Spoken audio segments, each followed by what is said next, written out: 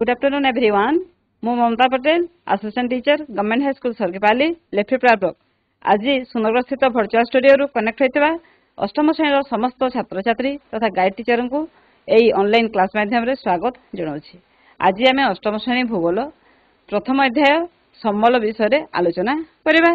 ତାହେଲେ ପିଲାମାନେ ତମମାନଙ୍କୁ ମୋର ଗୋଟେ ପ୍ରଶ୍ନ ଯେ ତମମାନେ ଆଜି ସମସ୍ତେ କ'ଣ ଖାଇକି ଆସିଛ?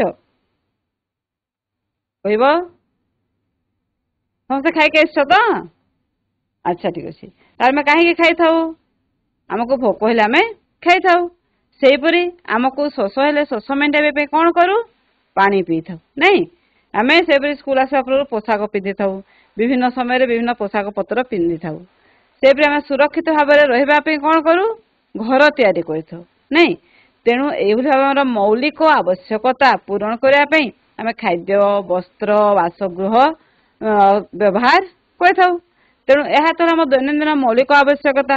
ଏହା ବ୍ୟତୀତ ଦୈନନ୍ଦିନ ଜୀବନରେ ଆମେ ବହୁତ ଗୁଡ଼ିଏ ଜିନିଷ ବ୍ୟବହାର କରିଥାଉ। ତମେମାନେ ସମସ୍ତେ ନିଜେ ନିଜେ ମନେ ପକାଅ ଯେ ସକାଳୁ ଉଠିବା ଠାରୁ ସନ୍ଧ୍ୟାରେ ଶୋଇବା ପର୍ଯ୍ୟନ୍ତ ତମେ କ'ଣ ସବୁ ବ୍ୟବହାର କରୁଛ? ନୀତିଦିନିଆ ଜୀବନରେ ବିଭିନ୍ନ ଆବଶ୍ୟକତା ପୂରଣ କରିବା ପାଇଁ ସକାଳୁ ଉଠିବା ଠାରୁ ରାତିରେ ଶୋଇବା ପର୍ଯ୍ୟନ୍ତ କେତେ ସାରା ଜିନିଷ ତମେ ବ୍ୟବହାର କରୁଛ। ତେଣୁ ଯାହା ସବୁ ଜିନିଷ ଆମେ ବ୍ୟବହାର କରୁ ଆମର ବିଭିନ୍ନ ଦରକାର ପୂରଣ କରିବା ପାଇଁ, ଆବଶ୍ୟକତା ପୂରଣ କରିବା ପାଇଁ ସେହି ସମସ୍ତ ଜିନିଷକୁ, ସେହି ସମସ୍ତ ଦ୍ରବ୍ୟକୁ ସମ୍ବଳ କହିଥାଉ। ତେଣୁ ଆଜିର କାଲାଂଶରେ ଆମେ ଏହି ସମ୍ବଳ ବିଷୟରେ ବିଶଦ ଭାବରେ ଆଲୋଚନା କରିବା। ତାହେଲେ ଚାଲ ପିଲାମାନେ ସ୍ମାର୍ଟ ବୋର୍ଡ ପାଖକୁ ଯିବା। ତାହେଲେ ଆଜି ଆମେ ଅଷ୍ଟମ ଶ୍ରେଣୀ ଭୂଗୋଳର ପ୍ରଥମ ଅଧ୍ୟାୟ ସମ୍ବଳ ବିଷୟ ଆଲୋଚନା କରିବା। ଆମେ ଜାଣିବା ଆଜିର କାଲାଂଶରେ କ'ଣ ସବୁ ଆଲୋଚନା କରିବା। ଯେ ଆମେ ଆଜି କ'ଣ ପଢିବା ନା ସମ୍ବଳ କ'ଣ, ସମ୍ବଳର ସୃଷ୍ଟି, ପ୍ୟାଟର୍ନ ବା ସମ୍ବଳର ମୂଲ୍ୟ, ସମ୍ବଳର ପ୍ରକାର ଭେଦ ଏବଂ ସମ୍ବଳ ସଂରକ୍ଷଣ ବା ଧାରଣୀୟ ବିକାଶ, এই ବିଷୟରେ ଆମେ ଆଲୋଚନା କରିବା। ଠିକ ଅଛି। ତାହେଲେ ପ୍ରଥମେ ଦେଖିବା ଯେ ସମ୍ବଳ କ'ଣ। ଆଚ୍ଛା ପିଲାମାନେ, ତୁମକୁ ତ କହିଲି ଯେ ଆମର ବିଭିନ୍ନ ଆବଶ୍ୟକତା ବା ଆମ ଦରକାର ଜିନିଷ ଆମେ ଯୋଉ ବ୍ୟବହାର କରିଥାଉ, ଉପଭୋଗ କରିଥାଉ, ସେଇ ସବୁ ଜିନିଷକୁ ହିଁ ସମ୍ବଳ କହିଥାଉ। ତେଣୁ ପରିବେଶ ଅନ୍ତର୍ଭୁକ୍ତ ଏବଂ এই ଜିନିଷ ଆମେ କୋଉଠୁ ପାଇଥାଉ? ଆମ ଚାରିଆଡେ ଘେରି ରହିଥିବା ପରିବେଶରୁ। ତେଣୁ ପରିବେଶ ଅନ୍ତର୍ଭୁକ୍ତ ବିଭିନ୍ନ ଉପାଦାନ ବା ପଦାର୍ଥ ଯାହା ଦ୍ୱାରା କି ଆମର ପ୍ରତ୍ୟକ୍ଷ ହଉ ବା ପରୋକ୍ଷ ଭାବରେ, କାରଣ କେତେକ ଜିନିଷ ଆମେ କ'ଣ କରିଥାଉ? ପ୍ରତ୍ୟକ୍ଷ ଭାବରେ ପରିବେଶରୁ ବ୍ୟବହାର କରିଥାଉ। ତ କେତେ ଗୁଡ଼ିଏ ଜିନିଷକୁ ପଦାର୍ଥକୁ ଆମେ କ'ଣ ତା ରୂପ ଗୁଣରେ ପରିବର୍ତ୍ତନ କରିକି ତାକୁ ବ୍ୟବହାର କରିଥାଉ। ତେଣୁ ଯାହାଦ୍ୱାରା ପ୍ରତ୍ୟକ୍ଷ ବା ପରୋକ୍ଷ ଭାବରେ ମନୁଷ୍ୟର ବିଭିନ୍ନ ଆବଶ୍ୟକତା ପୂରଣ ହୁଏ ତାକୁ ସମ୍ବଳ କୁହାଯାଏ। ଅର୍ଥାତ୍ ଆମର ଦୈନନ୍ଦିନ ଜୀବନରେ ବ୍ୟବହାର ହେଉଥିବା ସମସ୍ତ ପଦାର୍ଥ, ଦୈନନ୍ଦିନ ଜୀବନରେ ମାନେ ଆମେ ପ୍ରତିଦିନ ବ୍ୟବହାର କରୁଥିବା ସମସ୍ତ ପଦାର୍ଥକୁ ଆମେ ସମ୍ବଳ କହିଥାଉ। ତେଣୁ ଯାହା ଆମର ଉପଯୋଗୀ, ବ୍ୟବହାର ଉପଯୋଗୀ ସେସବୁ ହେଲା ଗୋଟେ ଗୋଟେ ସମ୍ବଳ। ଯେଭଳି ଆମେ ଡେଲି ମୋବାଇଲ ଫୋନ, ବହି, ଖାଦ୍ୟ, ପାଣି, ପରିବା, ସାଇକେଲ, ଆହୁରି ବହୁତ ଜିନିଷ ଅଛି ଆମର ଜଳ, ବାୟୁ, ପାଣି, ଯାହା আসবাবপত্র, উপকরণ, খাদ্য, বস্ত্র ଯାହା ଦେଖୁଛ ତମେ ଛବିରେ ତ କେତୋଟି ମାତ୍ର ଜିନିଷ ଆମର ପିକ୍ଚର ଏଠି ଦିଆଯାଇଛି। ଆହୁରି ଯାହା ଜିନିଷ ତମେ ଶୋଇବାଠୁ ଆମ ସକାଳୁ ଉଠିବାରୁ ଶୋଇବା ପର୍ଯ୍ୟନ୍ତ ତମେ ନିଜେ ପରିବାରରେ, ଆମ ରାଜ୍ୟରେ, ଦେଶରେ, ଦେଶ ବାହାରେ, ସାରା ବିଶ୍ୱର ଲୋକ ଯାହା ବ୍ୟବହାର କରନ୍ତି ସବୁ ଗୁଡ଼ିକ ହେଲା ସମ୍ବଳ। ତେଣୁ ସମ୍ବଳ କହିଲେ କ'ଣ ହେଲା? ପରିବେଶ ଅନ୍ତର୍ଭୁକ୍ତ ବିଭିନ୍ନ ଉପାଦାନ। ଏ ପରିବେଶ ଅନ୍ତର୍ଭୁକ୍ତ ବିଭିନ୍ନ ଉପାଦାନ ବା ପଦାର୍ଥ ଯାହାକୁ ଆମେ ବ୍ୟବହାର କରି ଆମର ଆବଶ୍ୟକତା ପୂରଣ କରିଥାଉ ତାକୁ ହିଁ ସମ୍ବଳ ବୋଲି କୁହାଯାଇଥାଏ। ଏଇ ପରିବେଶର ଉପାଦାନକୁ ଆମେ ବ୍ୟବହାର କିପରି କରିଥାଉ? ଆମ ଯାହା ଜିନିଷ ଆମେ ବ୍ୟବହାର କରୁଛୁ, ତମେ ଯେପରି ଆଜି ଯୋଉ ପୋଷାକଟି ପିନ୍ଧିଛ, ସ୍କୁଲ ଡ୍ରେସ୍ ସବୁ ପିନ୍ଧିଛ, ସବୁ ପିଲାମାନେ ଆମର ବିଭିନ୍ନ ସ୍କୁଲ ଡ୍ରେସ୍ ପିନ୍ଧିଛ। ତେଣୁ ସେଇ ସ୍କୁଲ ଡ୍ରେସ୍ ଆମର କୋଉଠୁ ତିଆରି ହେଇଛି? ସୂତାରୁ। ଆଚ୍ଛା, ସୂତାରୁ। ତାହେଲେ ସେ ସୂତା କୋଉଠୁ ଆସିଥାଏ? କପାରୁ। ତେଣୁ ଯଦି କପାକୁ ଆମେ ଦେଖିଦେବା ବା ଆଣି ଆସିବା ତାକୁ ଆମେ ପୋଷାକ କରି ପିନ୍ଧି ପାରିବା କି? ସେଇ କପାରୁ ପୋଷାକ ତିଆରି କରିବା ପାଇଁ ଗୋଟେ ପ୍ରକ୍ରିୟାକରଣ ରହିଛି। ବିଭିନ୍ନ ପ୍ରକ୍ରିୟା ମଧ୍ୟରେ କପାରୁ ସୂତା, ସୂତାରୁ ପୋଷାକ ତିଆରି ହେବ, ତାକୁ ପୁଣି ଦର୍ଜି ପାଖକୁ ଯିବ, ତାପରେ ଆମ ପାଇଁ ପୋଷାକ ତିଆରି ହେବ।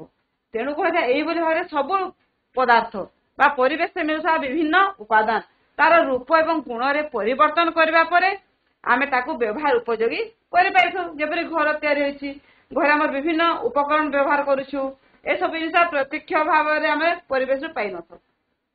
ଆମର ଇଟା, ସିମେଣ୍ଟ, रड बा हमर गृह उपकरण आसबाबपत्र बासनकुसन सब जिन प्रत्यक्ष भाव पाई सीधा सालक परिवेश बा कौटी रखाई पाई ना से सब को आमर तैयारी कर पड़े ताकू विभिन्न प्रक्रियाकरण माध्यम आमर पुंजी अर्थ श्रम देकी ताकू व्यवहार उपयोगी द्रव्य परिवर्तन करने पड़े आम व्यवहार कर तेणु प्राकृतिक परिवेश उपादान जहाँ को आम पुंजी विनियोग करी श्रम विनियोग करी आम तार रूप गुण परिवर्तन कर संबल परिणत कर अर्थात संबल गोटे मूल्य रही आमर कौन पदार्थ मूल्ययुक्त हेले कौन पदार्थ मूल्ययुक्त हेले ताहा संबल परिणत हुए मूल्ययुक्त अर्थात जिते बेले आम व्यवहार उपयोगी द्रव्यटे तैयारी करूँ तापे आमको केतक जिन कौन थाए आम कलकारखाना तैयारी होची केतक टिके रूपगुण परिवर्तन करा पड़ुछि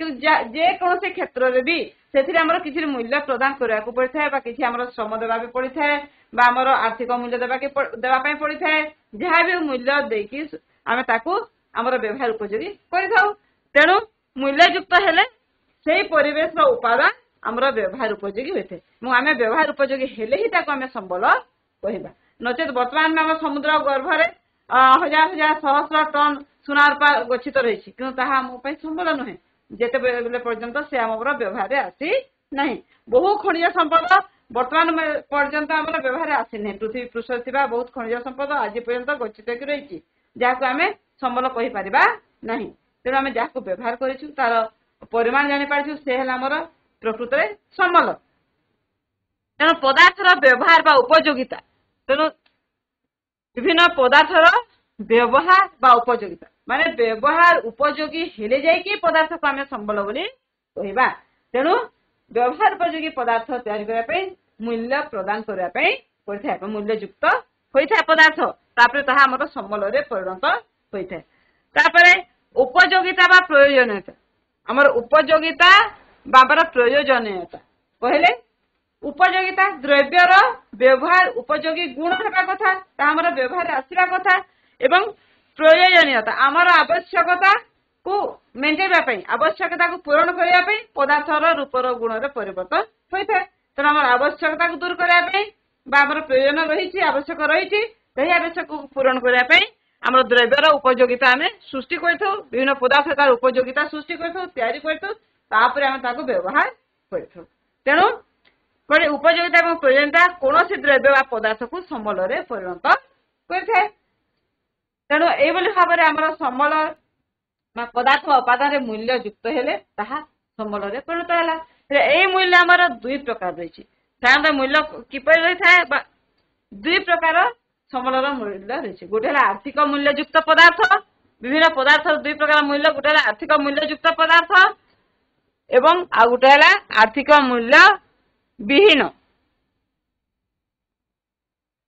आर्थिक मूल्य विहीन पदार्थ रही आर्थिक मूल्ययुक्त बोले जहाँ को आम किणिक आनु सीधा सलख भाव में कलकारखाना तैयारी विभिन्न जगह मूल्य प्रदान कर आणुछु विभिन्न जहाँ जिन तुम डेली तुम सकाल उठा टूथब्रश लेकिन राति शोया पर्यंत आम छोट छोट बही खाता पोशाक गाड़ी मोटर छुंची ठारू नहीं रॉकेट यान पर्यंत विभिन्न द्रव्य जहाँ किसी तुम देखुछ शुणुछ निजे व्यवहार करुच देखुछ समाज रे परिवेश रे आम बर्तमान तुम सोशल मीडिया साहाय्य सब जिन देखी शुणी जापार सब विषय तुम जहाँ द्रव्यर नाम तुम जान जहाँ द्रव्य व्यवहार कर देखुच सबू जिनिस आर्थिक जहाँ को आम अर्थ प्रदान करी टंका देकी किणी आनिक व्यवहार कर से सब आर्थिक मूल्ययुक्त पदार्थ किंतु आउ केते गुड़े पदार्थ अच्छी जहाँ आमर आवश्यकता पूरण करें किंतु ताहा आर्थिक मूल्य युक्त नुहे अन्य अर्थ कहता अमूल्य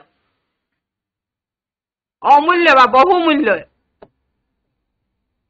अमूल्य बा बहुमूल्य युक्त अच्छी जेपरिक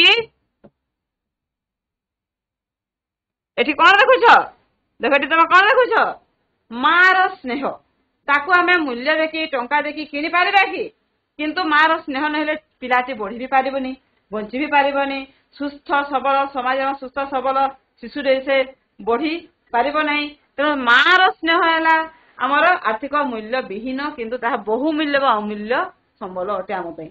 ଯାହା ଆମ ପାଇଁ ଦରକାରୀ, ଯାହା ଆମ ପାଇଁ ମୂଲ୍ୟବାନ ତାକୁ ଆମେ ସମ୍ବଳ କହିଲେ, ତାହେଲେ ମାର ସ୍ନେହ ବି ଆମକୁ ବହୁତ ଦରକାର। ତେଣୁ ତାର କେୟାର ଦରକାର, ତାର ଯତ୍ନ ଦରକାର, ତାର ଲାଲନ ପାଳନ ଦରକାର। ଏସବୁ ହଉଛି ମୂଲ୍ୟ ବିହୀନ, କିନ୍ତୁ ଅନ୍ୟ ପକ୍ଷରେ ଏହା ବହୁ ମୂଲ୍ୟ ଅଟେ। ତାର ମୂଲ୍ୟ ଆମେ ପ୍ରଦାନ କରିପାରିବା ନାହିଁ। ସେପରି ଆମର ଯେପରି ରହିଛି ସୌନ୍ଦର୍ଯ୍ୟପୂର୍ଣ୍ଣ ଭୂମି ରୂପ, ବହୁତ ସୁନ୍ଦର ଦେଖାଯାଉଥିବା ଭୂମି ରୂପ, ଯେପରି ଆମର ବିଭିନ୍ନ ହିଲ ଷ୍ଟେସନ ସବୁ ରହିଛି, ଶୈଳ ନିବାସ ରହିଛି। ଗ୍ରୀଷ୍ମ ଋତୁରେ ଗ୍ରୀଷ୍ମ ନିବାସ ସମସ୍ତେ ଯାଆନ୍ତି ବୁଲିବା ପାଇଁ ଆମର ଗରମ ଅଞ୍ଚଳରୁ ଥଣ୍ଡା ଅଞ୍ଚଳକୁ। ସେଠି ପରିବେଶ ବହୁତ ସୌନ୍ଦର୍ଯ୍ୟପୂର୍ଣ୍ଣ। ତେଣୁ ସେ ସବୁ ପରିବେଶକୁ ବା ସୌନ୍ଦର୍ଯ୍ୟତାକୁ ତାକୁ ଆମେ ବିକିବା କିଣି ପାରିବା ନାହିଁ, ତା ଆମ ହାତରେ ନାହିଁ। କିନ୍ତୁ ତାର ମୂଲ୍ୟ ବହୁତ ରହିଛି। ତାକୁ ଦେଖିକି ଆମେ ଶାନ୍ତି ପାଇଛୁ, ମନର ଖୁସି ହେଇଥାଏ। ଲୋକ ବହୁତ ଟଙ୍କା ଖର୍ଚ୍ଚ କରି ସେ ଜାଗାକୁ ଯାଇଥାନ୍ତି। ତେଣୁ ଏଇ ସୌନ୍ଦର୍ଯ୍ୟପୂର୍ଣ୍ଣ ପରିବେଶ, ମାର ସ୍ନେହ ମମତା, ଆମର ଉତ୍ତମ ଚରିତ୍ର, ଏସବୁର ମୂଲ୍ୟ ନାହିଁ। କିନ୍ତୁ ଏହା ଆମ ପାଇଁ ଗୋଟେ ଗୋଟେ ସମ୍ବଳ ଅଟେ। କାହିଁକି ନା ଏହା ମଧ୍ୟ ମଣିଷ ଜୀବନ ପାଇଁ ବହୁ ଉପାଦେୟ ରହିଛି। ତେଣୁ ସମ୍ବଳ ଆମର ଦୁଇ ପ୍ରକାର ରହିଛି। ତାର ବିଭିନ୍ନ ପଦାର୍ଥର ମୂଲ୍ୟ ଦୁଇ ପ୍ରକାର, ଆର୍ଥିକ ମୂଲ୍ୟଯୁକ୍ତ ପଦାର୍ଥ, ଆର୍ଥିକ ମୂଲ୍ୟ ବିହୀନ ପଦାର୍ଥ, ଏବଂ ଉଭୟ ପଦାର୍ଥ ଆମ ପାଇଁ ସମ୍ବଳ ଅଟେ।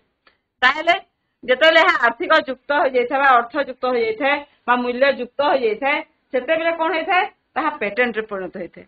ଯେପରି ଏଠି ଦେଖ ଦୁଇଟି ଉଦାହରଣ, ତମେ ଦେଖ ଦୁଇଟି ଛବି ଦେଖ। ଏଠି ଆମର ରହିଛି ଜେଜେମାଙ୍କ ଜଡିବୁଟି।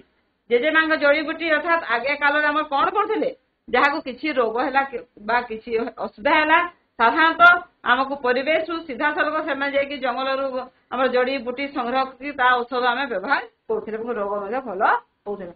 ତା ପାଇଁ ଆମକୁ ଟଙ୍କା ଦେବା ପାଇଁ ପଡୁନଥିଲା। କିନ୍ତୁ ସମୟ କ୍ରମେ ସେହି ଜଡିବୁଟି ବର୍ତ୍ତମାନ କଣ ହଉଛି, ବିଭିନ୍ନ ଫାର୍ମାସ୍ୟୁଟିକାଲ କମ୍ପାନୀ ମାଧ୍ୟମରେ ଦୋକାନରେ ବିକ୍ରୟ ହଉଛି ଏବଂ ତାହା ଆର୍ଥିକ ମୂଲ୍ୟଯୁକ୍ତ ହେଇଗଲା। ତେଣୁ ସେଇ ଜଡିବୁଟି ବର୍ତ୍ତମାନ ଗୋଟିଏ କମ୍ପାନୀର ଅଧିକାର ସମ୍ପୂର୍ଣ୍ଣ ରୂପେ ଅଧିକାର ସେ ପାଇଗଲା, ତାକୁ ପେଟେଣ୍ଟ ଯୁକ୍ତ ହେଇଗଲା ଏବଂ ସେ ପେଟେଣ୍ଟ ଯୁକ୍ତ ହେଇକି ତାହା ବର୍ତ୍ତମାନ ଆମର ଫାର୍ମାସ୍ୟୁଟିକାଲ କମ୍ପାନୀ ମେଡିସିନ ରୂପରେ ତିଆରି ହେଇ ଆମର ଦୋକାନ ମାନଙ୍କରେ ବିକ୍ରି ହେଲା। ତାହାକୁ ଆମେ କହିଥାଉ ପେଟେଣ୍ଟ। ଅର୍ଥାତ୍ କୌଣସି ପରିକଳ୍ପନା ବା ଉଦ୍ଭାବନ ଯେତେବେଳେ ପୂର୍ଣ୍ଣ ଅଧିକାର ଆଣିବାକୁ ବା କୌଣସି ପଦାର୍ଥ ଉପରେ ପୂର୍ଣ୍ଣ ଅଧିକାର ଆଣିବାକୁ ପେଟେଣ୍ଟ କୁହାଯାଏ। ତେଣୁ ଜେଜେମାଙ୍କ ଜଡିବୁଟି ପେଟେଣ୍ଟ ଯୁକ୍ତ ନଥିଲା, ଏହା ଆର୍ଥିକ ମୂଲ୍ୟଯୁକ୍ତ ନଥିଲା, କିନ୍ତୁ ଯେତେବେଳେ ସେଇ ଜଡିବୁଟି ଆମର ଫାର୍ମାସ୍ୟୁଟିକାଲ କମ୍ପାନୀ ଅଣ୍ଡରରେ ଆସିକି ବିକ୍ରି ହେଲା, ସେତେବେଳେ ତାହା ଆର୍ଥିକ ମୂଲ୍ୟଯୁକ୍ତ ହେଇଗଲା ଏବଂ ତାହା ଗୋଟେ ପେଟେଣ୍ଟ ସେ ପାଇଗଲା, ଗୋଟେ କମ୍ପାନୀର ନାମ ପାଇଗଲା, ଅଧିକାର ପାଇଗଲା। ତାପରେ ଏଇ ସମ୍ବଳ ବା ବିଭିନ୍ନ ପରିବେଶ ଦ୍ରବ୍ୟ ସମୟ ଏବଂ ପ୍ରଯୁକ୍ତି ବିଦ୍ୟାର ସହାୟତାରେ ତାହା ଧୀରେ ଧୀରେ ଆମ ସମ୍ବଳର ବିକାଶ ହେଇ ଆସୁଛି। ଯେ ସମୟ ପ୍ରଯୁକ୍ତି ବିଦ୍ୟା କୌଣସି ଦ୍ରବ୍ୟକୁ ସମ୍ବଳରେ ପରିଣତ କରେ। ତେଣୁ ଆମର ସମୟ ତଥା ପ୍ରଯୁକ୍ତି ବିଦ୍ୟା ଆମ ଟେକ୍ନୋଲୋଜି, ନୂତନ ଟେକ୍ନୋଲୋଜି, ବର୍ତ୍ତମାନର ସଦ୍ୟତମ ଜ୍ଞାନ, ଯାହାକୁ କି ବ୍ୟବହାର କରିକି ବିଭିନ୍ନ ପଦାର୍ଥ ବିଭିନ୍ନ ପ୍ରକାର ସମ୍ବଳରେ ପରିଣତ ହେଉଛି। ତେଣୁ ସମୟ ଏବଂ ପ୍ରଯୁକ୍ତି ବିଦ୍ୟା କୌଣସି ଦ୍ରବ୍ୟକୁ ସମ୍ବଳରେ ପରିଣତ କରେ। ସଭ୍ୟତାର ବିକାଶ ସଙ୍ଗେ ସଙ୍ଗେ ମନୁଷ୍ୟର ଆବଶ୍ୟକତା ମଧ୍ୟ ବଢୁଛି। ଯେ ପ୍ରଥମେ ତମେ ଇତିହାସ ପଢୁଥିବ ଆଦିମ ମଣିଷ କଥା, ଯେ ଆଦିମ ମଣିଷ ଜଙ୍ଗଲରେ ରହୁଥିଲା, ତାର ଆବଶ୍ୟକତା ବହୁତ କମ ଥିଲା। ସେ ଖାଏ ସିଧାସଳଖ ପ୍ରତ୍ୟକ୍ଷ ଭାବରେ ବହୁତ ପରିବେଶ ଜିନିଷକୁ ବ୍ୟବହାର କରି ନିଜର ଆବଶ୍ୟକତା ମେଣ୍ଟାଉଥିଲା। କିନ୍ତୁ ବର୍ତ୍ତମାନ ଆମେ ପରିବେଶରୁ ସିଧାସଳଖ ଜିନିଷ ଆଣିକି ଆମର ଆବଶ୍ୟକତା ମେଣ୍ଟେଇ ବଞ୍ଚି ପାରିବା ନାହିଁ, କାରଣ ଆମର ଆବଶ୍ୟକତା ସୀମାହୀନ। ଆମେ ବହୁତ ଗୁଡିଏ ଜିନିଷ ବ୍ୟବହାର କରୁଛୁ। ତେଣୁ ମନୁଷ୍ୟର ଆବଶ୍ୟକତା ବଢିଲା ଯେତେବେଳେ କି ଆମର ସଭ୍ୟତାର ବିକାଶ ହେବାକୁ ଲାଗିଲା। ଆଦିମ ଯୁଗରେ ଆମେ ଯେତେବେଳେ ସମୟ କ୍ରମେ ଆମର ସଭ୍ୟତାର ବିକାଶ ହେଇ ଆସିଲା, ମଣିଷର ଆବଶ୍ୟକତା ମଧ୍ୟ ବଢିଲା। ତେଣୁ ସେ ଆବଶ୍ୟକତା ବଢିବା ସଙ୍ଗେ ସେ ଆବଶ୍ୟକତାକୁ ପୂରଣ କରିବା ପାଇଁ ମନୁଷ୍ୟ କଣ କଲା, ତାର ପରିକଳ୍ପନା, ଜ୍ଞାନ, ଆବିଷ୍କାର, ଉଦ୍ଭାବନ ଦ୍ୱାରା ନୂତନ ସମ୍ବଳ ସୃଷ୍ଟିରେ ସହାୟକ ହେଉଛି। ତେଣୁ ଆମର ଯୋଉ ଆବଶ୍ୟକତା ଯେଉଁ ପରିମାଣରେ ବଢୁଛି, ଜିନିଷ ମଧ୍ୟ ସେଇ ପରିମାଣରେ ବା ସମ୍ବଳ ମଧ୍ୟ ସେଇ ପରିମାଣରେ ତିଆରି ହେଉଛି ବା ସୃଷ୍ଟି ହେଉଛି। ତେଣୁ ସେ ସମ୍ବଳ ସୃଷ୍ଟି କିଏ କରୁଛି? ମନୁଷ୍ୟର ପରିକଳ୍ପନା, ଜ୍ଞାନ, ଆବିଷ୍କାର, ଉଦ୍ଭାବନ ଦ୍ୱାରା ନୂତନ ସମ୍ବଳ ସୃଷ୍ଟି ହେଉଛି ମନୁଷ୍ୟର ଜ୍ଞାନ ଦ୍ୱାରା। ତେଣୁ ଏ ଜ୍ଞାନ କିପରି ସମ୍ବଳ ସୃଷ୍ଟି କଲା? ଗୋଟେ ଉଦାହରଣ ଦେଖ, ଯେ ଆମେ ଜାଣିଛୁ ଯେ ସୂର୍ଯ୍ୟ କିରଣରେ ଉତ୍ତାପ ରହିଛି, ଏଇଟା ହେଲା ଆମର ଜ୍ଞାନ, ନଲେଜ। ଆମେ ବହୁ ପୂର୍ବରୁ ଜାଣିଛୁ ସୂର୍ଯ୍ୟ ଅଛି, ଯୋଉଦିନ ଜାଣିଛେ ସୂର୍ଯ୍ୟ କିରଣରେ ଉତ୍ତାପ ରହିଛି। किंतु सूर्य किरण उत्ताप को व्यवहार कर सौर चूला केतरे तैयारी होला बहुत पर तैयारी होला तो से ता कि तैयारी होला सेटा होला टेक्नोलॉजी सेटा हमर कौशल तेणु से ज्ञान एवं कौशल को मिसाई नूतन द्रव्य सृष्टि होइथे तेणु जेपर कि निआर आविष्कार हैला आदिम जुगर निआर आविष्कार हैला तापर आदिम मनुष्य पोड़ी के खाइला खाइबा सिखिला तापर हमर विभिन्न प्रकार रोषेई प्रक्रिया रो विकास हैला वर्तमान हमर विभिन्न प्रकार रोषेई प्रकार रे निआ को हमें व्यवहार जो गैस चूल्हा हीटर इंडक्शन इत्यादि विभिन्न प्रकार व्यवहार करू चक्र उद्भावन हैला परिवहन रो अत्याधुनिक माध्यम विकास हैला प्रथमे काठ भेलारू पानी रे भसेगी चक्र उद्भावन करा गला तापर हमर चक्र उद्भावन होला साइकिल मोटरसाइकिल कार करके वर्तमान हमर महाकाशयान पर्यंत तैयारी हेलानी सेही परि हमर प्रयुक्ति विद्यार विकास पाई हमर जल स्रोत आमे जानछु नदी हमर सृष्टि समय रही सृष्टि जेते सृष्टि हला ए हमर प्रकृति रे नदी झरणा रही जल प्रवाहित के आउछि किंतु ताको हम व्यवहार करी विद्युत शक्ति केबे तैयारी करले जेते बेले हमर सभ्यतार पूर्ण विकास हे आसिला टेक्नोलॉजी रो विकास हला हमर प्रयुक्ति विद्यार विकास हला सौर शक्ति पवन शक्ति को आमे व्यवहार करी जल स्रोत को व्यवहार करी आमे विद्युत शक्ति उत्पादन करी पाइबो तने पवन शक्ति हो बा पवन रो वेग जलर स्रोत एवं वायुर प्रवाह को व्यवहार करी प्रयुक्ति विद्या माध्यम रे ही आमे कोन बोले विद्युत शक्ति उत्पादन करी पारिबे तेणु जल स्रोत वायु प्रवाह सौर उत्ताप इत्यादि को ए विद्युत शक्ति उत्पादन करबारे के साहाय्य होला मनुष्यर ज्ञान तथा प्रयुक्ति विद्या टेक्नोलॉजी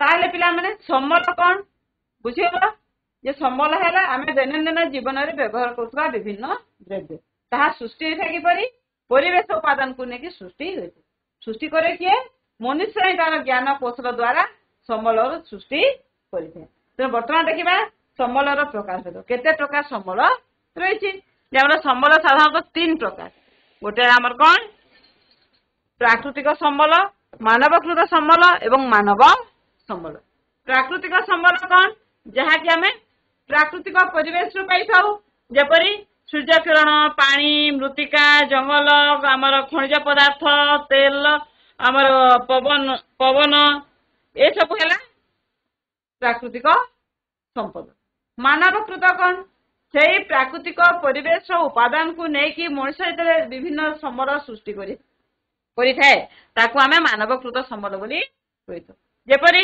एटा देखो हमर ब्रिज तैयारी हिछि ब्रिज के तैयारी कला मनुष्य तैयारी कला तार ज्ञान कौशल द्वारा रोड तैयारी हिछि हमर मेशिनरी विभिन्न यंत्रपाति तैयारी हिछि के तैयारी करछि मनुष्य एटा देखो हमर खनिज संपद आयरन ओर बा हमर लौह खनिज पिंडरू लौह शुद्ध लौह के व्यवहार करथे मनुष्य करिछि कि परि तार ज्ञान कौशल प्रयोग करिकि कारखाना रे प्रक्रियाकरण माध्यम रे आयरन ओर रु हमर आयरन तैयारी करा जेते तेणु ए सब होला मानवकृत संबल जहाँकि मनुष्य निजर ज्ञान कौशल द्वारा तैयारी करते एवं ताहेले जो हमर आवश्यकता पूर्ण करबा में संबल तैयारी कले किए कले मनुष्य ही कला ना तो गोटे प्रकार देखिबा गले समस्त संबलर सृष्टिकर्ता मनुष्य हेले तेणु मनुष्य मध्ये गोटे मानव संबल तो मनुष्य जो मनुष्य हमर व्यवहार उपयोगी संबल तैयारी करि पारिबे से ही मानव संबल पृथ्वी पृष्ठर समस्त जनसंख्या बा जनसमूह मानव संबल नुहंती ताहले मानव संबल किए जे उपयुक्त ज्ञान कौशल दक्षता जहाँ थिबो जे संबल सृष्टि करि पाथबो से ही हमर मानव संबल तेणु प्राकृतिक संबल मानवकृत संबल एवं मानव संबल एबले हम तीन भाग रहिछि हमर संबल प्रथमे देखिबा प्राकृतिक संबल हला प्राकृतिक परिवेश रु मिलुथिबा तथा आवश्यक स्थले सामान्य परिवर्तन द्वारा व्यवहार उपयोगी पदार्थ बा उपादान को प्राकृतिक उपादान बा प्राकृतिक संबल बोली कह जाय ताले प्राकृतिक संबल को पुनि तार विभिन्न दृष्टि जेपरि विकास स्तर व्यवहार दृष्टि उत्पत्ति दृष्टि भरण दृष्टि बंटन दृष्टि आमर विभिन्न विभाग रे विभक्त करा जाय ताले प्रत्येक विभाग गुडी को देखिबा जे प्रथम आमर विकास स्तर दृष्टि ताको प्रकृत संबल एवं प्रच्छन्न संबल सार विभक्त होइछि दुई भाग रे उत्पत्ति सृष्टि दृष्टि जैव एवं अजैव संबल भाव में विभक्त कर भरण दृष्टि नवीकरण योग्य नवीकरण अयोग्य संबल भाव में दुई भाग विभक्त कर बंटन दृष्टि सर्वव्यापी संबल स्थानीय संबल भाव में दुई भाग विभक्त कर बर्तमान आम या प्रांजल भाव में विषय आलोचना करवा गोटे गोटे विभाग प्रथम देखा विकास स्तर व्यवहार दृष्टि जो दुई प्रकार संबल रही कौन कौन गोटे है प्रकृत संबल एवं गोटे है प्रच्छन्न संबल विकास स्तर आम जहाँ व्यवहार कर दृष्टि दुई भाग विभक्त करा गला प्रकृति संबल ताहले कौन प्रथम देखा प्रकृति संबल कौन जो संबलर परिमाण और मान जना पड़ी आम जानी संबल परिमाण मान जना पड़ी से गुड़िक प्रकृत संबल कहे बर्तमान व्यवहृत संबल विकसित संबल जहाँ विकसित हो गला जहाँ व्यवहार उपयोगी अच्छी जहाँ व्यवहार करें प्रकृत संबल जब उदाहरण आम छोटनागपुर मालभूमि अंचल धातव खनिज पदार्थ तालचेर कोईला उपकूलवर्ती समतल भूमिर उर्वर मृत्तिका जो गांगे समतल अंचल रही उपकूलवर्ती पश्चिम उपकूलवर्ती समतल अंचल रही पूर्व उपकूलवर्ती समतल अंचल रही से उर्वर मृत्तिका ये सब जहाँ व्यवहार करूँ जब आम ये रही पाखे सुंदरगढ़ जिले में टिकलीपड़ा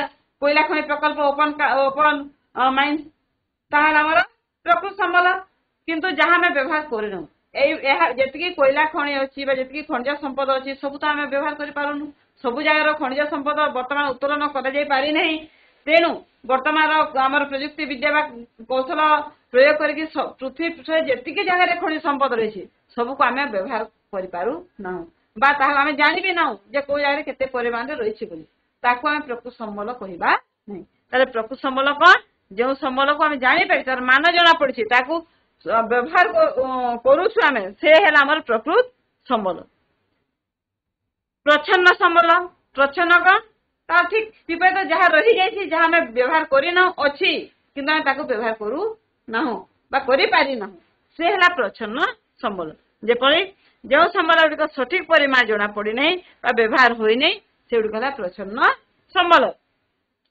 लदाख अंचल यूरानियम समुद्र जल में द्रवीभूत सुना रूपा 1000 टन सुना रूपा आम समुद्र जल में द्रवीभूत रही आम व्यवहार कर जानी भी पारूँ से आम प्रायतः खनिज संपद पृथ्वी सारा बहु परिमाण खनिज संपद अभ्यंतर गच्छित होगी रही आम आज पर्यंत व्यवहार करना से गुड़िक है प्रच्छन्न संबल माने खनिज संबल अच्छी संपद अच्छी संबल किपर हे व्यवहार कले कि जहाँ व्यवहार है नहीं ताम संपद रूपे रही जाइए विकसित हो पारि नहीं आम प्रच्छन्न संबल बोली कही तेणुक आम ज्ञान कौशल विकास सह 200 वर्ष प्रच्छन्न संबल वर्तमान प्रकृत संबल में परिणत हो तेणु जहाँ प्रच्छन्न की थाए धीरे धीरे कौन आम ज्ञान विकास कौशल विकास टेक्नोलोजी एडभांसमेंट आम से प्रच्छन्न संबल पुणी प्रकृत संबल में परिणत होता है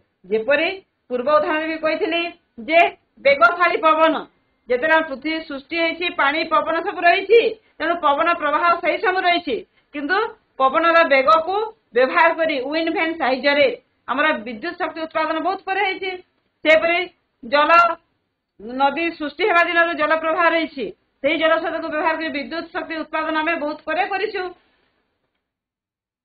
तेणु नेदरलैंड गुजरात उपकूल तमिलनाडु नगर कैली अंचल में जल स्रोत को व्यवहार कर विद्युत शक्ति उत्पादन करा बहुत परिमाण तेणु प्रच्छन्न संबल गच्छित होगी रही जे पर्यंत व्यवहार होना ताहा प्रच्छन्न संबल जिते तार व्यवहार आसी जागला प्रकृत संबल तेणु विकास स्तर व्यवहार दृष्टि दुई भाग व्यवहृत करा देखा उत्पत्ति सृष्टि दृष्टि सृष्टि दृष्टि आम दुई भाग रही पुणी कौन ना जैव संबल अजैव संबल जैव कहले कौन जैव कहले जीवन थी उपादान अजैव कहले जीवन विहीन उपादान जैव संबल गुड़िक सजीव अर्थात जार जीवन थाए तेणु जीवन थी उपादान को लेकिन आम जैव संबल रही जेपरी आम विभिन्न उद्भिद प्राणी प्राणी को छोट कीट पतंग धर जीवाणु बैक्टेरिया सबू से अंतर्भुक्त अजैव कहले आमर माटी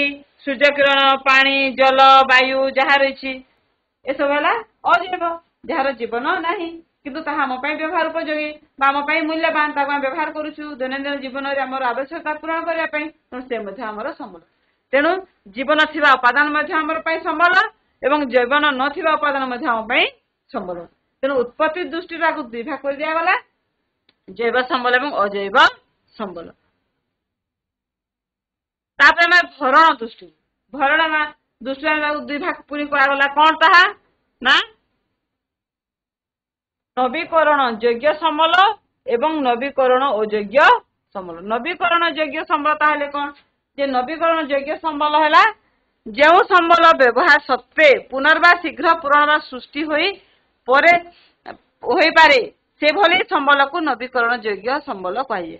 ଯେ ଆମର କଣ ଯେ ସମ୍ବଳ ବ୍ୟବହାର କରିବା ଦ୍ୱାରା ସମ୍ବଳ ସରିଥାଏ, କ୍ଷୟ ହୋଇଥାଏ, ହ୍ରାସ ହୋଇଥାଏ, କିନ୍ତୁ ଯେଉଁ ସମ୍ବଳକୁ ଆମେ ବ୍ୟବହାର କରିବା ସତ୍ତ୍ୱେ ତାହା ଶୀଘ୍ର ପୂରଣ ହୋଇଯାଏ। ଯେତେ ଆମେ ବ୍ୟବହାର କଲେ ତାହା ପୁଣି ସାଙ୍ଗେ ସାଙ୍ଗେ ବ୍ୟବହାର ଯେତେ କ୍ଷୟ ହେଲା ବା ହ୍ରାସ ହେଲା ତାହା ପୁଣି ପୂରଣ ହୋଇଯାଇଥାଏ। ସେହି ସମ୍ବଳକୁ ନବୀକରଣ ଯୋଗ୍ୟ ସମ୍ବଳ ବୋଲି କୁହାଯାଇଥାଏ। ଏ ପ୍ରକାର ସମ୍ବଳ ମଧ୍ୟରୁ କେତେକ ଅସରନ୍ତି ଏବଂ ମନୁଷ୍ୟର କାର୍ଯ୍ୟକଳାପ ଦ୍ୱାରା ପ୍ରଭାବିତ ହୁଅନ୍ତି ନାହିଁ। ତେଣୁ ଏହି ନବୀକରଣ ଯୋଗ୍ୟ ସମ୍ବଳ ଯାହା ଅଛି ତାହା ମଧ୍ୟରୁ କେତେକ ଅସରନ୍ତି, ଯେଭଳି ଦେଖ ଏଠି ପାଣି, ଆମର ମାଟି, ଜଙ୍ଗଲ, ଆମ ସୂର୍ଯ୍ୟ କିରଣର ସୌର ଶକ୍ତି, ଆମର ପବନ ଶକ୍ତି, ଆମର ବିଦ୍ୟୁତ ଜଳ ସ୍ରୋତକୁ ବ୍ୟବହାର କରି ବିଦ୍ୟୁତ ଶକ୍ତି ଉତ୍ପାଦନ করে, ଏସବୁ ହେଲା ଅସରନ୍ତି। ଏଗୁଡିକ ଯେତିକି ବ୍ୟବହାର କଲେ ବି ଆମର ପାଣି ସରୁନି, ପବନ ସରୁନି, ମାଟି ସରୁନି, ତଥାପି କ୍ଷୟ ହୋଇଥାଏ, ହ୍ରାସ ହୋଇଥାଏ। ତେଣୁ ତାହାକୁ ମଧ୍ୟ ଆମେ ଠିକ ଭାବରେ ବ୍ୟବହାର କରିବା ଉଚିତ। ସୌର ଶକ୍ତି, ପବନ ଶକ୍ତି, ଜଳ, ମୃତ୍ତିକା, ଜଙ୍ଗଲ ଏସବୁ ହେଲା କଣ ନବୀକରଣ ଯୋଗ୍ୟ, ଯାହାକି ବ୍ୟବହାର ଦ୍ୱାରା ପୁଣି ଶୀଘ୍ର ତାକୁ ପୁଣି ଥରେ ଆମେ ପାଇପାରିବା ବା ଭରଣ ହୋଇପାରିବ, ସୃଷ୍ଟି ହୋଇପାରିବ। ସେଭଳି ନବୀକରଣ ଅଯୋଗ୍ୟ ସମ୍ବଳ କଣ ଯେଉଁ ସମ୍ବଳର ଭଣ୍ଡାର ସୀମିତ ଯାହା ବ୍ୟବହାର କଲେ ଶେଷ ହୋଇଯାଏ, ବ୍ୟବହାର ଦ୍ୱାରା ସମ୍ବଳ ପରିମାଣ ହ୍ରାସ ପାଇଲେ ବା ସରିଗଲେ ପୁନର୍ବାର ଭରଣ ପାଇଁ ହଜାର ହଜାର ବର୍ଷ ଲାଗେ, ତାକୁ ନବୀକରଣ ଅଯୋଗ୍ୟ ସମ୍ବଳ ବୋଲି କୁହାଯାଏ। ଯେଭଳି ଆମର କୋଇଲା, ପେଟ୍ରୋଲିୟମ, ପ୍ରାକୃତିକ ଗ୍ୟାସ, ପ୍ରାୟତଃ ଆମର ଖଣିଜ ପଦାର୍ଥ ଯାହା ଅଛି, ଯାହା ଆମର ଖଣିଜ ପଦାର୍ଥ ସବୁ ଅଛି, ଏହା କଣ ହେଇଥାଏ ତାକୁ ଆମେ ବ୍ୟବହାର କରିବା, ଯେତିକି ବ୍ୟବହାର କରିବା ଯେଉଁ ପରିମାଣରେ ବ୍ୟବହାର କରୁଛୁ ସେଇ ପରିମାଣ ତାହା ସୃଷ୍ଟି ହୋଇପାରେ ନାହିଁ। ତେଣୁ ଆମର ପେଟ୍ରୋଲିୟମ ଜାତୀୟ, ପ୍ରାକୃତିକ ଗ୍ୟାସ, କୋଇଲା, ଯାହା ଖଣିଜ ଜାତ ଦ୍ରବ୍ୟ ସେ ସବୁ ବ୍ୟବହାର ଦ୍ୱାରା କଣ ହେଇଥାଏ ଶେଷ ହୋଇଥାଏ ଏବଂ ତାହା ସେତେ ଶୀଘ୍ର ଭରଣ ହୋଇପାରେ ନାହିଁ। ଯେବେ ତୁମେ ଛୋଟ ଉଦାହରଣ ଦେଖ, ତୁମେ ନିଜ ଅଞ୍ଚଳରେ ଦେଖ, ଏଇ ଅଞ୍ଚଳରେ ଆମର ଏଇ ଟିକଲିପା ଯୋଉ କୋଇଲା ଖଣି ଅଛି, କେତେ ହଜାର ହଜାର ଟ୍ରକ୍ ଆମର କୋଇଲା ଗୋଟେ ଦିନରେ ଯାଉଛି, ତାହେଲେ ସେତିକି ଟନର କୋଇଲା ଦିନରେ ସୃଷ୍ଟି ହେଇପାରୁଛି କି? ସେତିକି କୋଇଲା ତିଆରି ହେବା ପାଇଁ ପୁଣି କେତେ ହଜାର ବା ଲକ୍ଷ ବର୍ଷ ଲାଗେ। ତେଣୁ ଯେଉଁ ପରିମାଣ ତାକୁ ବ୍ୟବହାର କରୁଛୁ ସେଇ ପରିମାଣରେ ଭରଣ ହୋଇପାରୁନାହିଁ, ସୃଷ୍ଟି ହୋଇପାରୁନାହିଁ, ତେଣୁ କରି ତାହା ହେଲା ଆମର ନବୀକରଣ ଅଯୋଗ୍ୟ।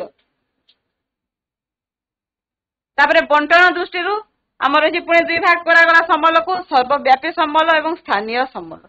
ସର୍ବବ୍ୟାପୀ ସମ୍ବଳ କଣ ଯେଉଁ ସମ୍ବଳ ଭୂପୃଷ୍ଠର ସବୁଠାରେ ମିଳିଥାଏ ତାହାକୁ ସର୍ବବ୍ୟାପୀ, ଯାହା ପୃଥିବୀ ସାରା ସବୁ ଜାଗାରେ ମିଳେ। କଣ ମିଳିଥାଏ ସବୁ ଜାଗାରେ?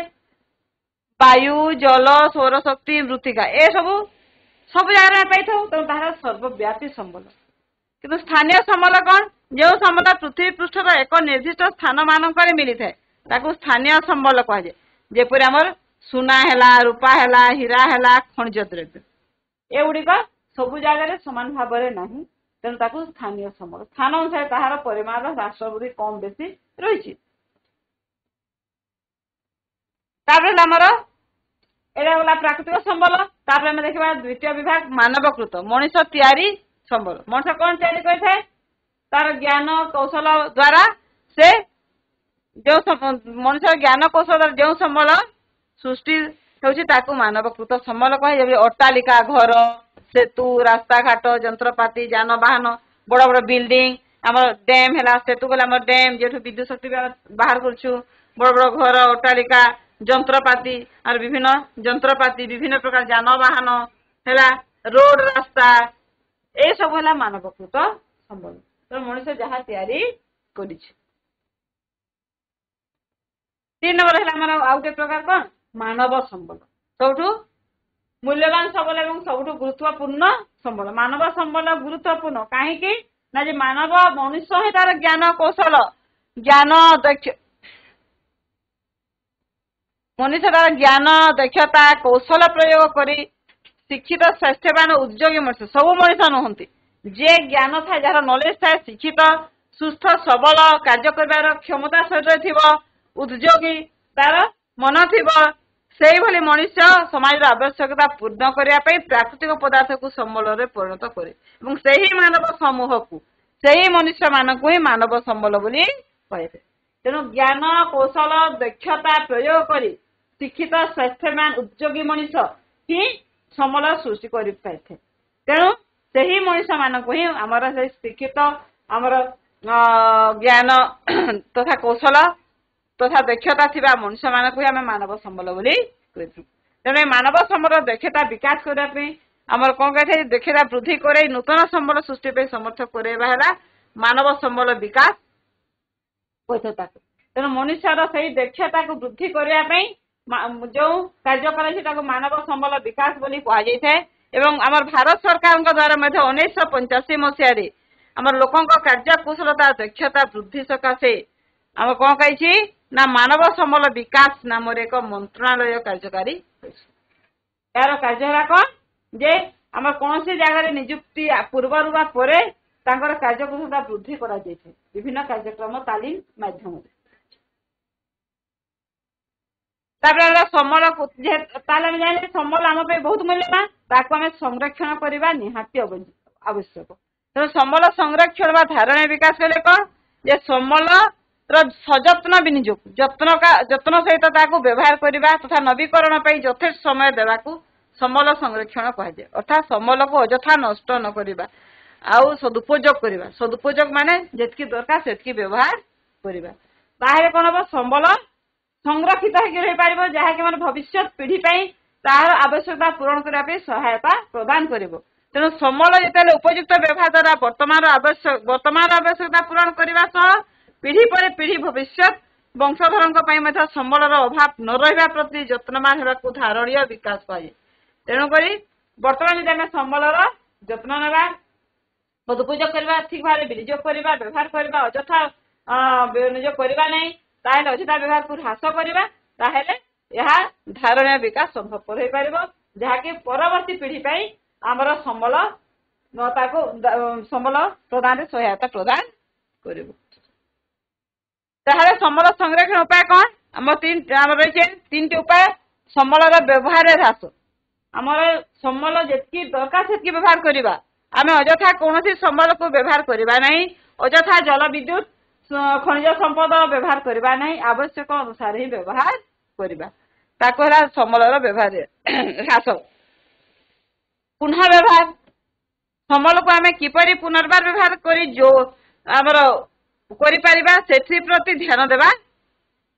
ନ୍ୟୁଜ ପେପର ନଦୀକାଳୀର ଠୁଙ୍ଗା ଇତ୍ୟାଦି ପ୍ରସ୍ତୁତ ପୁରୁଣା ଲୁଗା ପୋଷାକରୁ ବିଭିନ୍ନ ବ୍ୟବହାର ଉପଯୋଗୀ ଦ୍ରବ୍ୟ ପ୍ରସ୍ତୁତ ତକିଆ ଖୋଲ କପଡ଼ା ବ୍ୟାଗ ପୋଛା ପାପୋଛ ଏସବୁ ଆମେ ପୁଣି ଥରେ ତାକୁ କିପରି ବ୍ୟବହାର କରିବା ଜିନିଷକୁ ପୁରୁଣା ହେବାକୁ ଫିଙ୍ଗି ନ ଦେଇକି ତାକୁ ପୁଣି ପୁନଃ ବ୍ୟବହାର ଯୋଗ୍ୟ କିପରି ହେଇପାରିବ ତା ପ୍ରତି ଚେଷ୍ଟା କରିବା। ଏବଂ ପୁନଃ ଚକ୍ରୀକରଣ ଅର୍ଥାତ୍ ଯେଉଁ ସମ୍ବଳକୁ ଥରେ ବ୍ୟବହାର କରିସାରିଲା ପରେ ଯେତେବେଳେ ତାହା ଆମର ବ୍ୟବହାର ଯୋଗ୍ୟ ନଥାଏ ତାକୁ ନେଇକି ପୁଣି ନୂତନ ଭାବରେ ଜିନିଷ ତିଆରି କରିବା। ଯେପରି ପ୍ରାୟ ଆମର ପ୍ଲାଷ୍ଟିକ ପଦାର୍ଥରୁ ପ୍ଲାଷ୍ଟିକ ବୋତଲ ତିଆରି ଖେଳଣା ତିଆରି ବ୍ୟାଗ ପ୍ଲାଷ୍ଟିକ ବାଲ୍ଟି ଇତ୍ୟାଦି ପ୍ରସ୍ତୁତ କରାଯାଇଛି। ଏହାଦ୍ୱାରା କଣ ପୁନଃ ଚକ୍ର ମାଧ୍ୟମରେ ପୁଣି ଥରେ ନୂତନ ଜିନିଷ ତିଆରି କରାଯାଇପାରିବ। ଏଥିପ୍ରତି ଧ୍ୟାନ ଦେବା ଆମେ ସମ୍ବଳର ବ୍ୟବହାର ହ୍ରାସ କରିବା ପୁନଃ ବ୍ୟବହାର ଧ୍ୟାନ ଦେବା ପୁନଃ ଚକ୍ରଣ କରିବା ପାଇଁ ଆମେ ଯଦି ପଦକ୍ଷେପ ନେବା ତାହେଲେ ସମ୍ବଳର ସଂରକ୍ଷଣ ହୋଇପାରିବ ବା ଧାରଣୀୟ ବିକାଶ ହୋଇପାରିବ। ତେଣୁ ଧାରଣୀୟ ବିକାଶ କରିବା ପାଇଁ ଆମର କେତେ ଜିନିଷ ଆମେ ଦେଖିବା କେତୋଟି ପଦକ୍ଷେପ ବିଶେଷତା ରହିଛି ଯେ କଣ ପୃଥିବୀର ସମସ୍ତ ଜୀବଜନ୍ତୁ ପ୍ରତି ସମ୍ମାନ ଯତ୍ନ କରିବା ମଣିଷର ଜୀବମାନର ଉନ୍ନତ ଆଣିବା ମଣିଷର ଜୀବନମାନର ଉନ୍ନତ ଆଣିବା ପୃଥିବୀର ସାମର୍ଥ୍ୟ ବା ବିବିଧତାର ସଂରକ୍ଷଣ କରିବା ପ୍ରାକୃତିକ ସମ୍ପଦର ଅବକ୍ଷୟ ଯଥା ସମ୍ବଳ ହ୍ରାସ କରିବା ପରିବେଶ ପ୍ରତି ବ୍ୟକ୍ତିଗତ ଆଭିମୁଖ୍ୟ ବା ବ୍ୟବହାରରେ ପରିବର୍ତ୍ତନ ଆଣିବା ବିଭିନ୍ନ ଅଞ୍ଚଳବାସୀଙ୍କୁ ସେମାନଙ୍କ ପରିବେଶ ପ୍ରତି ଯତ୍ନ ଭାବ ହେବାକୁ ସଚେତନ କରିବା। ତାହେଲେ ଆମ ଧାରଣୀୟ ବିକାଶର କେତେକ ବିଶେଷତା ବା ସମ୍ବଳର ସଦୁପଯୋଗ କରିବା ପାଇଁ ଆମେ ଏଇ ସବୁ ପଦକ୍ଷେପ ନେଇପାରିବା। ସବୁଠୁ ଆମର ଉପଯୋଗୀ ହେଲା आमर लोकंक जन सचेतनता सृष्टि करवा लोकंक सचेतन करवा संबलर उपादेयता उपरे तार मूल्य उपरे एवं तार उपयोगिता उपरे ताले आमे संबल संरक्षण करि परबा। अच्छा पिला माने ताले आज आमे संबल विषय रे विभिन्न जिनिस आलोचना कले ताले केते गुडे प्रश्न आमे आलोचना करबा। ठीक अछि वर्तमान समस्त देख प्रश्न गुड़िक निम्नलिखित प्रश्नर उत्तर लेख। संबल काहाकू कुहा जाए? संबल काहाकू कुहा जाए? के कहि परिबो? संबल काहाकू कुहा जाए? कौन से विद्यालय? संबल काहाकू कुहा जाए? परिवेश अंतर्भुक्त विभिन्न उपादान बा पदार्थ जहा द्वारा प्रत्यक्ष बा परोक्ष भावे मनुष्यर विभिन्न आवश्यकता पूर्ण हुए ताकू संबल कहा जाए। Very good. तो नाडा कौन है? साखी Baraik. Very good very good. तेणु संबल आम क्या कहबा ना परिवेश अंतर्भुक्त विभिन्न उपादान बा पदार्थ जहा द्वारा परोक्ष बा प्रत्यक्ष भाव में मनुष्यर विभिन्न आवश्यकता पूर्ण होता ताकू आम संबल बोली कही। अच्छा ख मानव संबल कहीं गुरुत्वपूर्ण? मानव संबल कौन तो जान गुरुत्वपूर्ण कहीं? मानव संबल कहीं गुरुत्वपूर्ण के कहब? कौन सी विद्यालय? मानव संबल कहीं गुरुत्वपूर्ण कह कहीं गुरुत्वपूर्ण? बिना संबल के सृष्टि करी? हमारा व्यवहार उपयोगी संबल के सृष्टि करे? प्राकृतिक परिवेश उपादान को आमर रूप गुण परिवर्तन करी संबल रे परिणत के करे? ठीक अच्छे। तार ज्ञान दक्षता कौशल प्रयोग कर शिक्षित स्वास्थ्यवान उद्योगी मनुष्य समाज आवश्यकता पूरण करने कौन करे ना प्राकृतिक पदार्थ को संबल रे परिणत करते। तेणुक मानव संबल गुरुत्वपूर्ण अटे जेहेतु मनुष्य मानव विभिन्न संबल सृष्टि निजे करुछि एवं मनुष्य समाज आवश्यकता पूरण कर गुरुत्वपूर्ण संबल। अच्छा सर्वव्यापी संबल क्या कहा जाए? सर्वव्यापी संबल सर्वव्यापी संबल जो संबल भूपृष्ठर सबुठारे मिली थाए ताहाकू सर्वव्यापी संबल कहा जाए। Very good very nice answer. तो ना कौन है विद्यालय में? Government girls high school SSD Lohanda. Very good very nice answer. Sit down. ताले जो संबल भूपृष्ठ सबुठारे मिली थाए ताहाकू सर्वव्यापी संबल कहा जाए।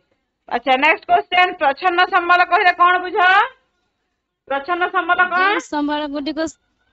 जो संबल गुडी को सठिक परिमाण और मान जना नहीं एवं एबे सुधा व्यवहार लागी नहीं से गुडी को प्रच्छन्न संबल कहा जाए बड़ी हमें बुझू। Very good answer. तो ना कौन बुझ? Poonam Tirkey school government girls high school SSD Lohanda. Very good answer. Very good student बढ़िया पढ़ुछ लोहंडा स्कूल। ताले प्रच्छन्न संबल जार कि परिमाण बर्तमान मतलब जना पड़ी ना विकसित होनी व्यवहार आसनी आम प्रच्छन्न संबल बोली कही था। अच्छा क्वेश्चन नंबर 2 बंधनी मेधर ठीक उत्तर बाछा शून्य स्थान पूरण करवा। श्वासक्रिया व्यवहृत पवन डैश संबल अटे? विकसित प्रच्छन्न प्राकृतिक जहाँ में श्वासक्रिया। वेरी गुड के खरा सही लोहंडा स्कूल। तो ना रंजिता एका लोहंडा। हाँ वेरी गुड। मानवकृत संबल एक उदाहरण झरणा जल कोठा घर धातव खनिज। अन्य स्कूल भी देख कोठा घर। Very good nice. देश एक स्थानीय संबल अटे? वायु जल सुना। सुना right answer. Very good answer. समय और डैश कौन सी द्रव्य को संबल रे परिणत करिपारे? ज्ञान प्रजुक्ति विद्या दक्षता। ज्ञान प्रजुक्ति विद्या की दक्षता कौन आमर द्रव्य को संबल रे परिणत करे? ସମୟ ସହିତ ଜ୍ଞାନ। ଆଉ କିଏ କହିବ? ସମୟ ଓ ପ୍ରଯୁକ୍ତି ବିଦ୍ୟା। ଜ୍ଞାନ। ପ୍ରଯୁକ୍ତି ହଁ, ବିଦ୍ୟା। Very good. ପ୍ରଯୁକ୍ତି ବିଦ୍ୟା। ସମୟ ସହିତ ଜ୍ଞାନ ମଧ୍ୟ ବ୍ୟବହୃତ ହୁଏ। କୌଣସି ପରିକଳ୍ପନା ବା ଉଦ୍ଭାବନ ଉପରେ ପୂର୍ଣ୍ଣ ଅଧିକାର ପ୍ରାପ୍ତିକୁ ଡ୍ୟାସ୍ କୁହାଯାଏ। ପେଟେଣ୍ଟ, ଆବିଷ୍କାର, ଧାରଣୀୟ ବିକାଶ। କୌଣସି ପରିକଳ୍ପନା ଉପରେ ଉଦ୍ଭାବନ ଉପରେ ପୂର୍ଣ୍ଣ ଅଧିକାର ପ୍ରାପ୍ତିକୁ କଣ କୁହାଯାଏ? ଆବିଷ୍କାର। ଆବିଷ୍କାର କୁହାଯାଏ। ଆଉ କେହି କହିବ କି? ଗୋଟେ ଜିନିଷ ଉପରେ ଧାରଣୀୟ ବିକାଶ। ତାହେଲେ ଆଉ କଣ ରହିଲା? ପେଟେଣ୍ଟ। ପେଟେଣ୍ଟ। ଗୋଟେ ଜିନିଷ ଉପରେ ନିଜର ମାଲିକାନା ସତ୍ତ୍ୱ ଆସିବାକୁ ପେଟେଣ୍ଟ ବୋଲି କୁହାଯାଇଥାଏ। ହେଲା। ନେକ୍ସଟ କ୍ୱେଶ୍ଚନ, ଗୋଟେ ଶବ୍ଦର ଉତ୍ତର। ଶୀଘ୍ର କହିବ, ଶୀଘ୍ର ଶୀଘ୍ର। ବିଭିନ୍ନ ଆବଶ୍ୟକତା ପୂରଣ ପାଇଁ ବ୍ୟବହାର କରୁଥିବା ପଦାର୍ଥ। ଆମର ବିଭିନ୍ନ ଆବଶ୍ୟକତା ପାଇଁ ଯୋଉ ବ୍ୟବହାର କରୁଥିବା ପଦାର୍ଥ କଣ କୁହାଯାଏ? ସମ୍ବଳ। ଭେରି ଗୁଡ୍, ନାଇସ୍ ସମ୍ବଳ। ଆନ୍ସର। ହଁ, ବିଭିନ୍ନ ଆବଶ୍ୟକ ପ୍ରାକୃତିକ ପରିବେଶରୁ ଉପଲବ୍ଧ ହେଉଥିବା ସମ୍ବଳ। ପ୍ରାକୃତିକ ପରିବେଶରୁ ଯାହା ମିଳିଥାଏ ତାକୁ କଣ କୁହାଯାଏ? କୁହ। ପ୍ରାକୃତିକ ସମ୍ବଳ। ଭେରି ଗୁଡ୍ ଆନ୍ସର, ନାଇସ୍ ପ୍ରାକୃତିକ ସମ୍ବଳ। ଆନ୍ସର। ହଁ, ରାଇଟ୍ ଆନ୍ସର। କୌଣସି ପରିକଳ୍ପନା ବା ଉଦ୍ଭାବନ ଉପରେ ପୂର୍ଣ୍ଣ ଅଧିକାର ପ୍ରାପ୍ତିକୁ କୌଣସି ପେଟେଣ୍ଟ। ପରିକଳ୍ପନା। Very good, patent. ରିପିଟ୍ ହେଇଗଲା କ୍ୱେଶ୍ଚନ। ଯେଉଁ ସମ୍ବଳ ବର୍ତ୍ତମାନ ସୁଦ୍ଧା ବ୍ୟବହାର ହୋଇନାହିଁ। ଯେଉଁ ସମ୍ବଳ ବର୍ତ୍ତମାନ ସୁଦ୍ଧା ବ୍ୟବହାର ହୋଇନାହିଁ। କୁହ। ପରିଚ୍ଛନ୍ନ। ପରିଚ୍ଛନ୍ନ। ଠିକ କହିଛୁ, ଖାଲି ଶବ୍ଦଟା ଟିକେ ପରିଚ୍ଛନ୍ନ। ଆଉ ଗୋଟେ କଣ କହବ? ପ୍ରଚ୍ଛନ୍ନ। ପ୍ରଚ୍ଛନ୍ନ। Very good, very good, very good, nice. ପ୍ରଚ୍ଛନ୍ନ। ପ୍ରଚ୍ଛନ୍ନ ସମ୍ବଳ ବୋଲି କୁହାଯାଇଥାଏ। ତାହେଲେ ତମେ ବହୁତ ଭଲ ଭାବରେ ବୁଝେଇଛ, ଭଲ ଆନ୍ସର କର, ବଢିଆ ଆକ୍ଟିଭ ପାର୍ଟିସିପେଟ କଲ। ତେଣୁ ତମମାନଙ୍କୁ ବହୁତ ବହୁତ ଧନ୍ୟବାଦ।